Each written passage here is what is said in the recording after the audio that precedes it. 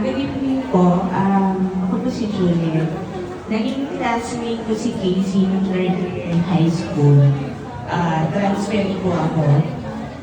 During that time, medyo yung adjustment po namin is mahirap. Pero nung naging kapulos ko po si Casey, isa siya sa dahilan kung bakit ako nakapag-adjust agad.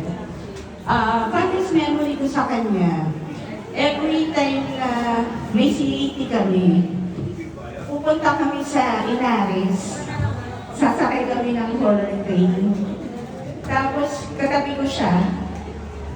Paglabas namin ng horror train, yung kwento nung t-shirt niya, halos masira na kasi nagtutulak kami dun sa sa Bananaka. Tapos ayun nga po, si Casey, isa siyang mabuting kaibigan sa amin. Ilang years na rin hindi na kami gano'n nakikita, pero pag may chance, nag-chat kami sa isa't isa.